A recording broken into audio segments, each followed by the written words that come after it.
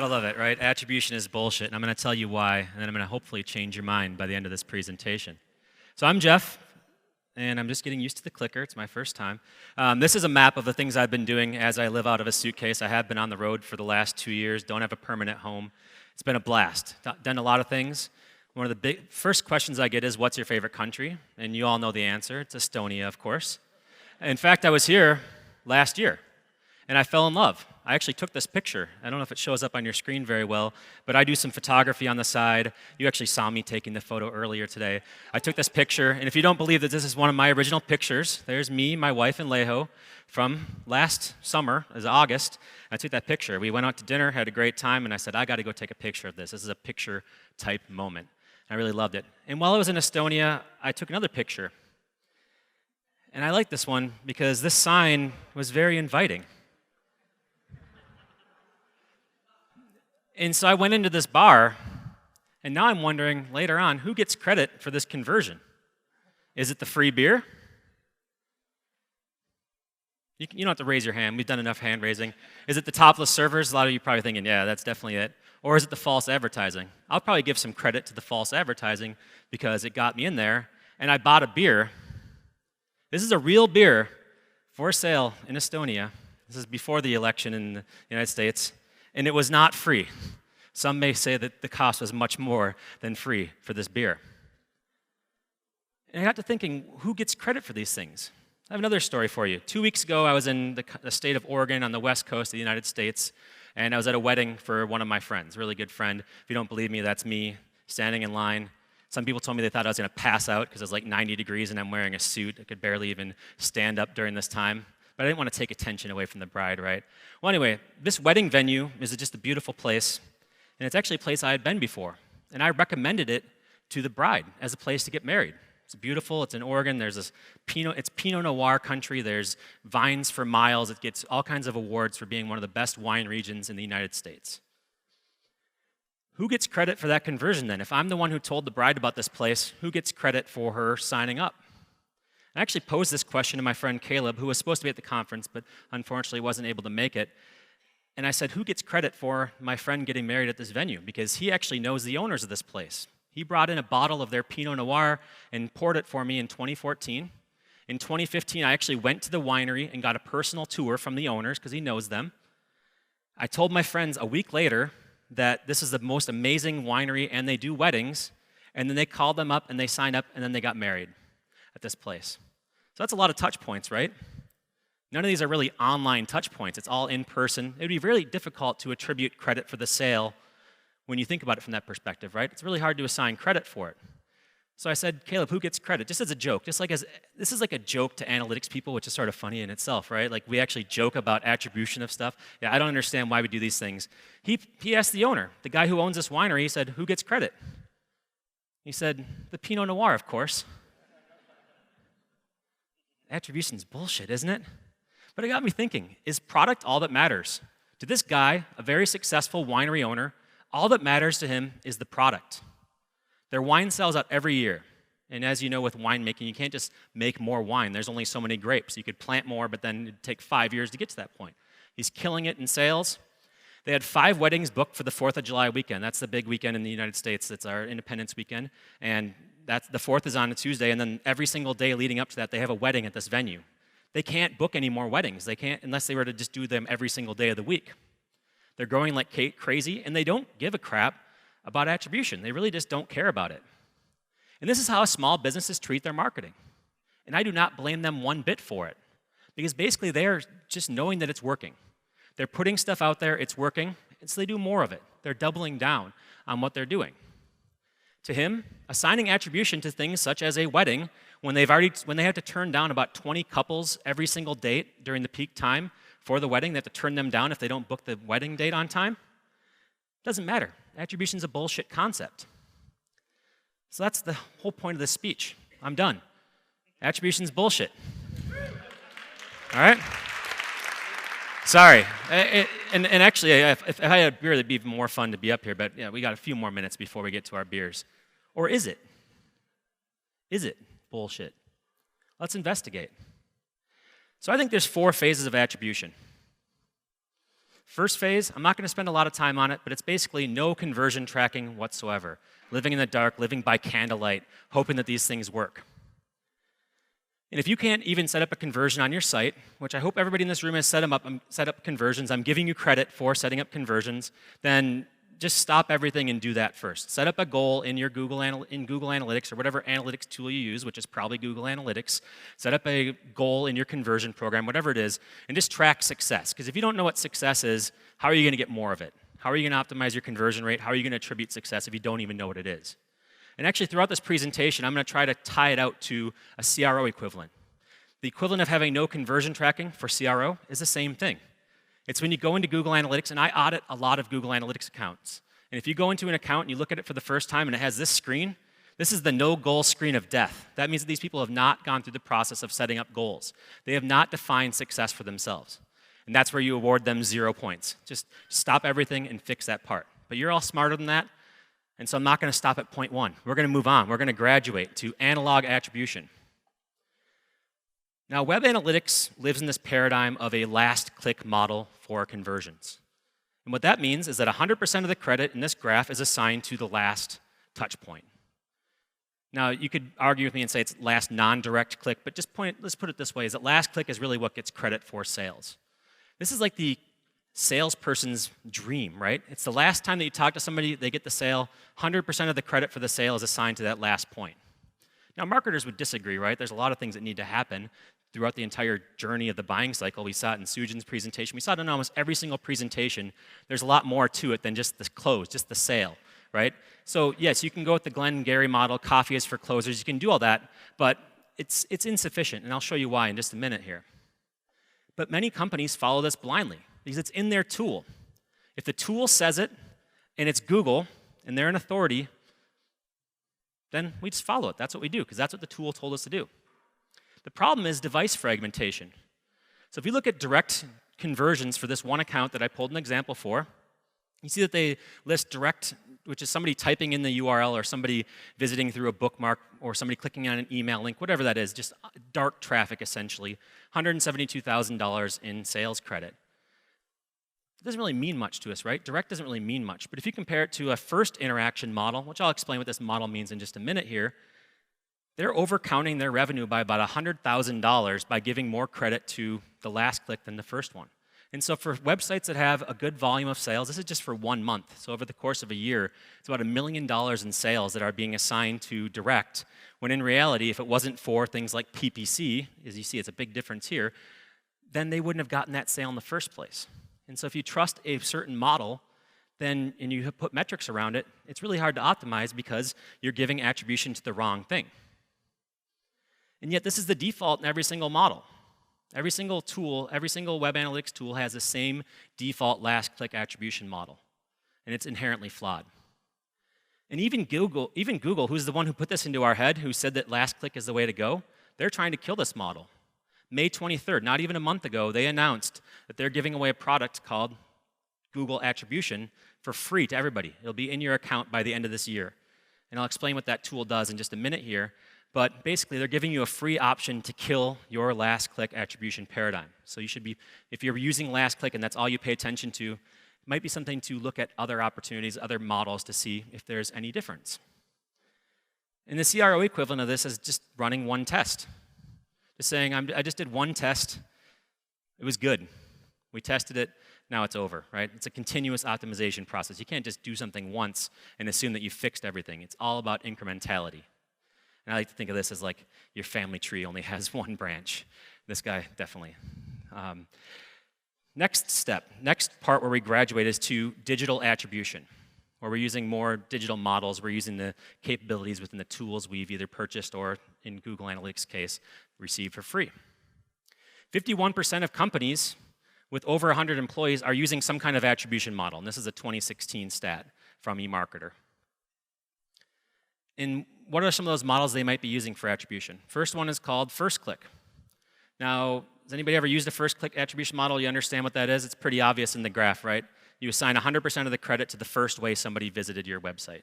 Now, Christopher's talk, he just talked about how cookies are flawed and cookies are going away, and it's essentially true. Basically, first-click attribution assumes that that person used the same device for the entire process, right? So if you're assigning 100% of the credit to the first way they found you, you're assuming that they never switched devices, never switched browsers, never cleared their cookies, and they were just in a perfect setting. That worked in 2007. Christopher and I got started in this industry right around the same time. That worked back then, because there was only one device. It was like either your family computer or your work computer, right, for a conversion. It doesn't work now with device fragmentation, and especially browser fragmentation. So this one, it's nice, but it's flawed. It's like you ever like read a message board or read a blog post and then somebody writes first on the comments, like they're the first one? Great, congratulations. You're just awesome, because you were the first one out there. So yes, first is not always an indicator of quality. So it's flawed. Last click is flawed, first click is flawed. Let's get into some more flawed models, okay? With this one, we have the linear attribution model. This assumes that everybody's equal. Let's not ruffle any feathers, let's just make sure everybody's equal. I like to call this like the millennials of attribution. Like you get a good job certificate or a participation badge for everything you do. I'm a millennial too, so I can say this, I can make fun of myself. And basically, you know, the artisanal coffees, the avocado toasts, I'm sure you've seen that article about the $10 avocado toasts in San Francisco. Basically, it's like everybody gets equal credit for everything. That's flawed too. We can say that's flawed. And let's compromise. Let's do first, let's do last, and let's just divide out the rest of it in the middle. This is called the position-based attribution. In Google Analytics, you can assign credit for first and last, and then you just divide the rest of your percentage through the middle, the trough of what you're looking at. That's like the great compromise. It's like, I don't want to offend anybody. Now, I wish I could attribute this quote. It might be somebody in this room, but basically they say that your website's homepage is like a sign of your company's internal politics. That's what this is as well. Basically, you're just satisfying everybody, but satisfying nobody and not really doing the right thing. So this approach, it has some merits because it's not offending anybody. It doesn't really get me too excited. With this other one called a time-based approach, or called a time decay model, and you assign more credit to the last touch, the last thing that came in, and then you sort of just dwindle down credit based on time. So something that happened 6 months ago gets less credit than something that happened 2 days ago. So you just dwindle down. And this might be the one that I can't object to as much, but it's sort of boring. When I looked at a stock photo site for boring, this is the image that I got. And the funny thing is it almost looks exactly like the time decay model. I didn't even have to do any kind of thing. I was just like, yes, this is just boring, right? This is just basic. It's boring. And you can even create your own custom model. Now, I like to think that custom models are the way to go, but also you need a lot. There's a lot more effort going into creating a custom model and getting the right model, and that's usually inherently biased to whoever wants the credit. So if you had a custom model created by your SEO team, then SEO would be at the top. If you had it by your PPC team, it would be PPC efforts. We basically would have a self-serving model, and there would be some bias inherent in that. But it is an option, and you can do this for free within Google Analytics. There is no right model. The only right model is to test these things out and see the results, see what happens. You can compare multiple models in Google Analytics. Like this is the tool within Google Analytics. You can compare multiple models next to each other. You can even customize what you call your channels. I don't like to use the default ones because I don't agree with them. But basically, like the first one means that we screwed up our tracking. The second one, the email, is a result of our good copywriting. Third one is like, I don't know. We just got lucky. Fourth one, I'm not even going to say that on stage. And then the fifth one is social media, like all the guru stuff, right? So you can just give it your own assignment and assign credit to it and play around with it. But what this does is it allows you to see the results and see if there's any difference between using these different models. This is free to everybody who uses Google Analytics, as long as you have a conversion set up from step one. And basically, you can see here that this one, they're getting, if you did a first interaction versus a last interaction for organic search, I know it's hard to read this, and it's towards the end of the day, but there's like 500,000 more conversions with one model than the other. We're talking a lot, right? 500,000 conversions, and this is a very hefty website, and this is over the course of 1 month. There's a lot to gain by looking at these models and seeing how everything changes, how everything can be affected by what you're doing. So there's a lot to gain from running an attribution model with a high volume of conversions. This one right here, there's hundreds of thousands of dollars to gain by looking at these models and seeing what the difference is between each one that you use. Now, I could show you this for my website, and it would be really boring because I don't have all these conversions. I don't have all this data coming in, and so it'd just be like one branch, right? That's the whole one branch thing. If you don't have a lot going on, then you don't need to use attribution modeling because there's not much going on. So what I would recommend to you, use this free tool to see if you have something that you can discover. See if there's an opportunity to find something. Because there is no perfect model. The perfect model is the one that you adopt and the one that you think makes sense to your business. And you can get political, like people can actually agree on it. Also, coming soon, Google has attribution. I had mentioned this a little bit earlier. Basically, it's a new product, or it's actually a free version of their Attribution 360 product. It's more in-depth, and what it allows you to do is to apply a data-driven attribution model to what's going on. And so Google uses machine learning. They look at your data, and they'll actually tell you which model you should use. They'll create a custom model for you based on the data. So I'm pretty excited about this. I was hoping, they announced it a month ago, I was hoping it would be in my account so I could show you screenshots and get it going there. It's not out yet for you, but by the end of the year, they say this will be rolled out to every single Google Analytics account. So you might be able to look at it in a paradigm where Google tells you what model should be there. So it eliminates some of that bias we're talking about. But this is a Google-heavy worldview. This is a very Google-centric way to look at things, right? Because basically, Google's giving you a free product. That free product over-reports on data provided by Google platforms. So you're going to over-report on PPC, you're going to over-report on SEO, those types of things. And they might not give you enough data on like your Facebook campaigns or the other things you're running out there. So you might want to look at other tools, because even though Google is free and you should have it out there, there are some other ones that you can look at. So these ones, just some recommendations for things. If you wanted to do mobile attribution specifically, there's a tool called Tune that you can look at and see if that works for you. All these ones do cost money, though, and I don't work for any of these companies. I'm just letting you know there's alternatives if you don't trust Google or if you want some redundancy. Bizible is for B2B attribution. BrightFunnel for sales organizations. They are really heavy in CRM and marketing automation. They take those to those different platforms and they interface with them and they give you some kind of attribution with your data. And then finally, Convertro, which is a online-offline hybrid, and it's made by AOL. So just look at these platforms. They're not cheap. You have to get a demo in order to watch them. But if you don't trust Google, or if you're ready to move beyond just doing the free Google tool, these are some ones to take a look at. Now, what's the CRO equivalent of this? I think it's, I had asked Pep last year to do a video for me, and I said, what's your favorite thing in Google Analytics, Pep? And he said, segmentation. It's my favorite thing in Google Analytics because from a CRO perspective, I can run different segments and see different populations of the people, and then I can test whether or not they're going to convert differently and just understand my users. So you can use the segments of the data, understand the groups of people who are visiting your site, and use that to increase your conversions. I actually think that's pretty similar. You can use these models that are available to you, these attribution models, play around with them, and then see how it affects your marketing spend. So it's in a very similar way. You're taking a software approach to getting more insights into optimizing your spend. Fourth one, and final one, the one between us and happy hour. 84% of marketers listed associating conversions with marketing as their top digital priority. It's a 2016 study, not even a year old.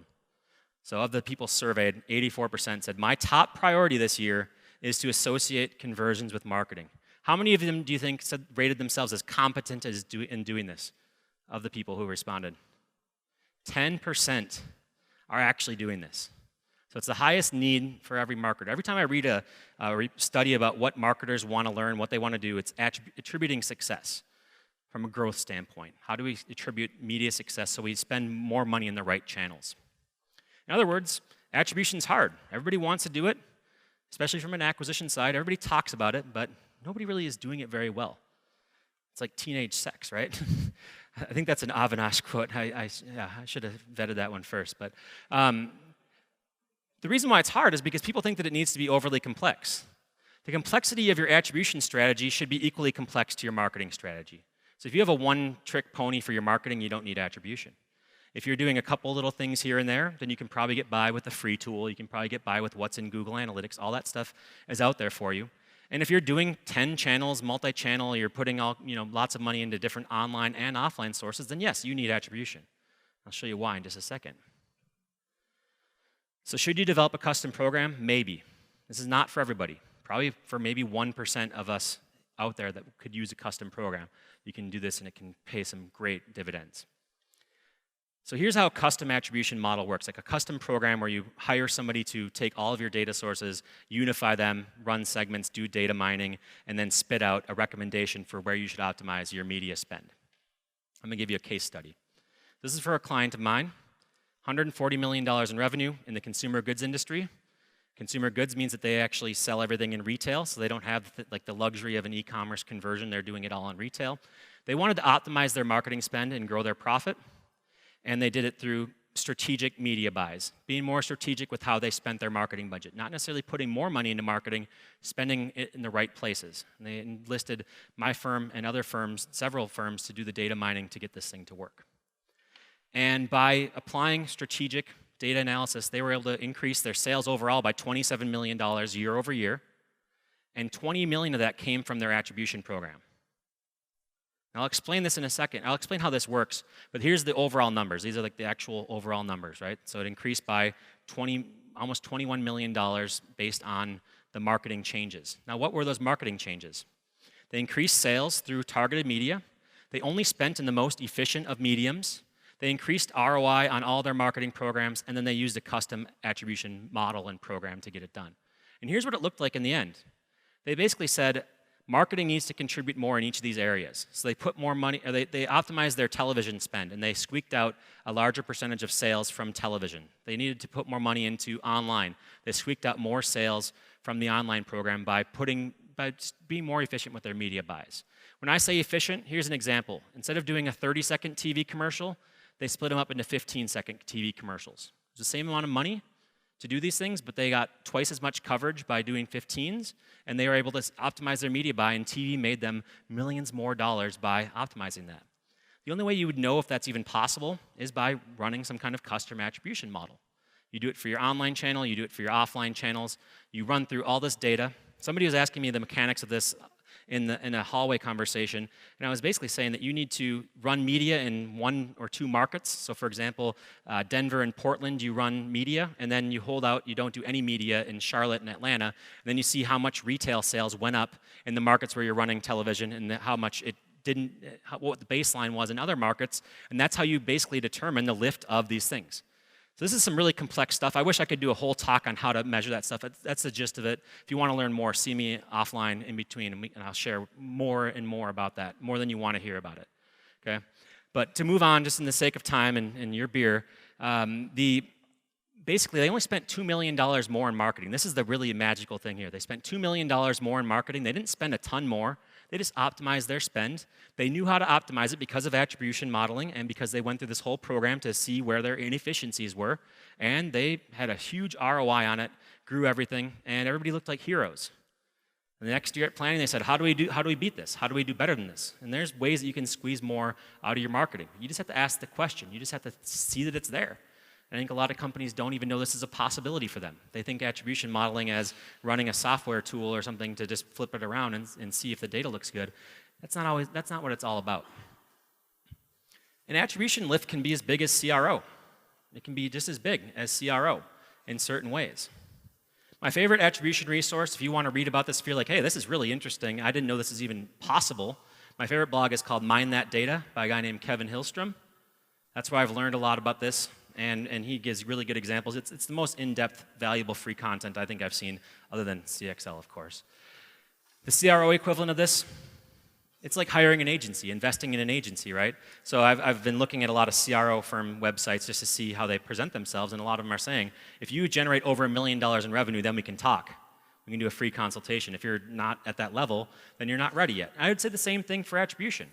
I don't know if it's $1 million in revenue, but we're talking like to go from 100 million, you could probably make 10 million more dollars using attribution if you spend your money the right way. And so there's a lot to gain, but if you're making $100,000, maybe $10,000 is going to cost you more in people and resources to get that point. So it might not be something that you want to invest in. Now back to the wedding. We talked about our models. I've introduced you to some models. If we do, who gets credit for the sale? Who gets credit for booking this wedding? If you say last interaction, it's a salesperson. Last non-direct would be me. Caleb would get first click, and then a linear model, everybody gets credit. If I did a custom model, it would be, obviously, it would be more towards me, because if I didn't tell her about this thing, then it wouldn't have happened. That might be biased. I don't think it's biased, because I actually do agree. I think that if she didn't know about the venue, she wouldn't have done it, right? But anyway, the real answer is it's the bride. The bride's the one who gets credit for this. Why would we give attribution to the salesperson? It's their wedding, right? It's her day. You see, attribution is bullshit. But is it worth your time anyway, even with all this bullshit? I would say if you have less than 100 conversions, maybe even less than 1,000 conversions, no. It's not worth your time. Because you're not going to get a big return on it. There's not a lot to gain, and it's going to be a lot of wasted cycles trying to figure this thing out. Your focus should be in getting more conversions, getting more people interested in what you're doing, and just having a better or not better marketing strategy, but just a more concentrated direct marketing strategy. Maybe if you have more than 100 or 1,000 conversions and you're really strong online, then you can get by with the free Google tool or investigate another one. Yes, if you have more than 10,000 conversions, online and offline data sources, absolutely. There's a lot to gain from this, as much as CRO. And actually, the funny thing is, attribution is sort of, it's industry specific. So some industries, like packaged goods or anything that happens in retail, really benefits from attribution, whereas conversion optimization to get more people using their store locator or something like that, maybe they won't see the same lift. So it's sometimes different companies altogether. And so that's how I look at it, is yes, there's a lot to gain if you do this right and you have a lot at stake. Now, if you want to know, do you need attribution? I put together a 3-question quiz. You can do it on your mobile phone. It's just jeffalytics.com/attribution. You can just see whether it's basically the same answers we just gave, see if it's worthwhile. And all my resources and everything, if you didn't have time to write them down, bit.ly/EliteCamp17. Thank you very much.